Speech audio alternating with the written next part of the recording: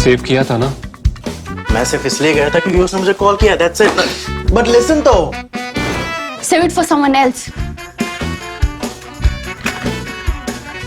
जिंदगी में सेव करना जरूरी है, मगर जब बात पैसों की हो, सिर्फ सेविंग से काम नहीं चलेगा। इक्विटी म्यूचुअल फंड्स में इन्वेस्ट कीजिए और अपने सेविंग्स को आगे बढ़ने का मौका दीजिए। Mutual fund investments are subject to market risks. Read all scheme-related documents carefully. I know you must be waiting to hear about what's happening in Gujarat and Himachal Pradesh assembly elections.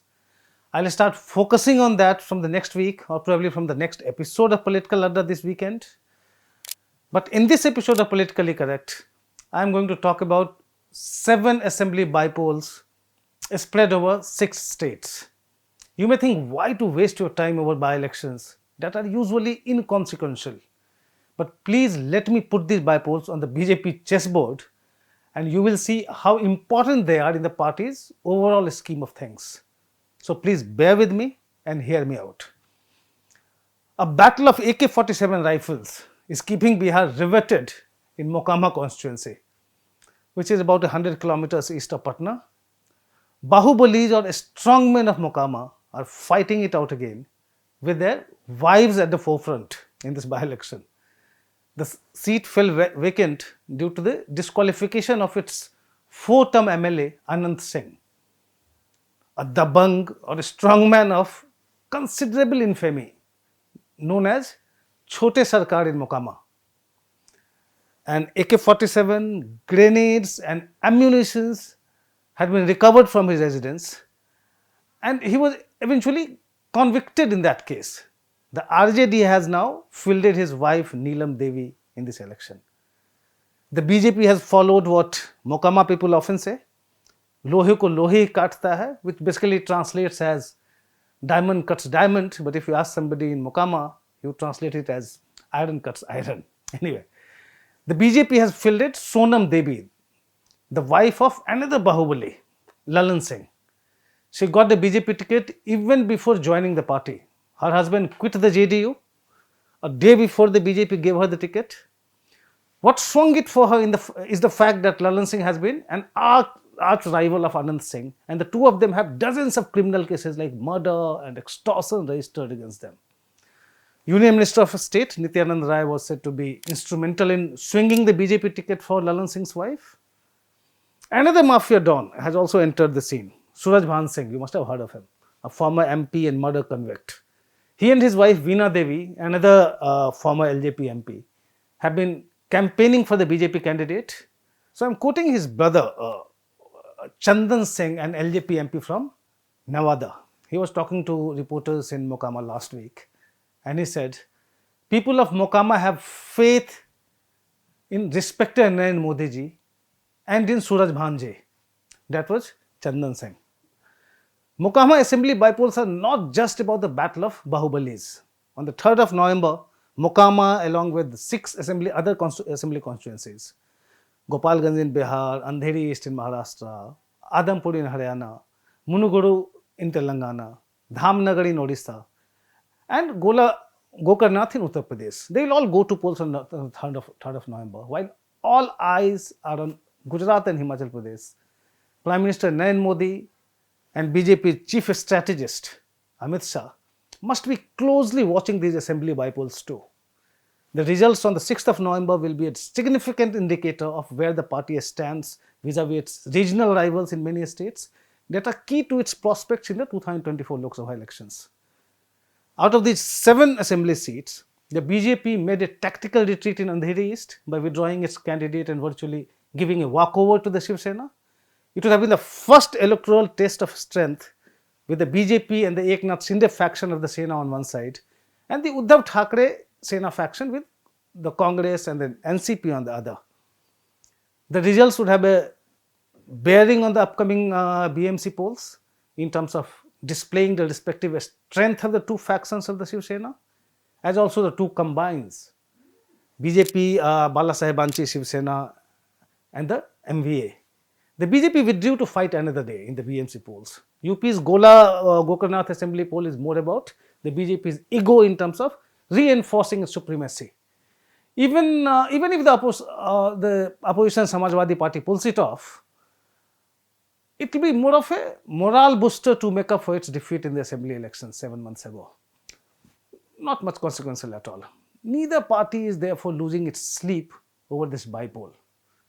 The other 5 bypolls, however, have larger implications for all stakeholders. Bihar's Mokama and Gopalganj by-election, these by-elections will be the first electoral contest between the BJP and the Nitish Kumar-led Grand Alliance after the JDU broke ties with the BJP in August this year.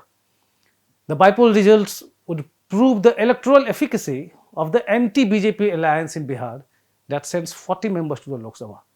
Bihar sends 40 members to Lok Sabha. With Nitish Kumar walking out of the NDA and the LJP split between 2 factions led by Chirag Paswan and his uncle Pashupati Kumar Paras, the BJP finds itself on a sticky wicket in Bihar.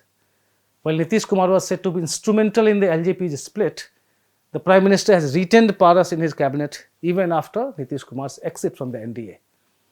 After a meeting with Amit Shah on Saturday, Chirag Paswan declared his decision to campaign for the BJP in Mokama. The late Ramvilas Paswan's son was said to be adamant that he would not be part of any alliance with his uncle. Although Chirag has not spelled out the terms of his agreement with Amit Shah, his decision to campaign signals Pashupati Paras says likely exit from the union cabinet soon. Suraj Bhan Singh and his parliamentarian brother Chandan Singh, who are in the Pashupati Paras camp of the LJP, are campaigning for the BJP candidate in Mokama. Now that Chirag has also decided to join them in the campaign, and LJP's reunification may be on the cards. Paras, along with 4 other party MPs, had rebelled against Chirag. Those rebels may now find it better to return to Ramvilas Paswan's son than stay with 70-year-old Paras, who has little support base. Then come to Bihar's Gopalganj, the assembly seat that fell vacant due to the death of BJP MLA Subhash Singh. The BJP has fielded his widow, Kusum Devi. The RJD has fielded a Vaishya community leader, Mohan Gupta. What has queered the pitch for the RJD is the entry of Indira Yadav, wife of Lalu Yadav's brother-in-law Sadhu Yadav, as a BSP candidate.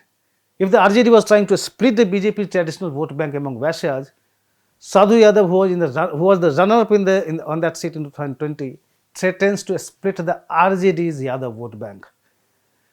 So, results of the Mokama and Gopalganj bypolls will be the first indicator of where the BJP stands without Nitish Kumar in Bihar, and whether the arithmetic of JDU, RJD, Congress, left, HAM combined adds up to the favorable electoral chemistry.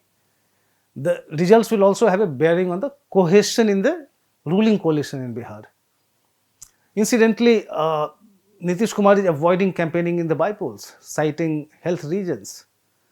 Depending on the results, Kumar will likely recalibrate his strategy amid talks of a merger between the RJD and JDU ahead of the 2024 Lok Sabha elections. Well, in my previous episode, we discussed about the reasons for these talks. But looking at how the elections are, how the results are, Nitish Kumar will again start recalibrating. Then let's come to Telangana as a Munugodu bypoll. It's a virtual semi-final before next year's assembly election. This seat fell vacant after Congress MLA Komati Reddy Rajgopal Reddy resigned to defect to the BJP, which has now fielded him in the bypoll. On the 3rd of November, basically this election comes amid a raging controversy over the arrest of 3 persons for their alleged bid to poach TRS MLAs. That also we have discussed. We discussed in the last episode of Political Adda. Now we are discussing a Munugodu bypoll. Since November 2020, when the BJP sprang a surprise in the Dubbak bypoll, the party has been on a high, putting up a strong show in Hyderabad municipal polls and then winning the Huzurabad bypoll to emerge as the principal challenger to TRS in the state. Actually, jolted by these results, the Chief Minister KCR, K. Chandrasekhar Rao, who'd seldom come out of his official residence earlier. He swung into action and hit the streets in Telangana and Delhi to counter the BJP. He even changed the name of his party from TRS to BRS to try to project it as a national challenger to the BJP. Munugodu results will show if these tactics have paid for the TRS or whether the BJP continues to gain momentum in Telangana. It will set the stage for the next assembly election and probably trigger a fresh round of political churn in terms of defections and realignments. As for the Congress, a defeat in Munugodu will likely trigger an exodus as it finds itself relegated to the state's political margins.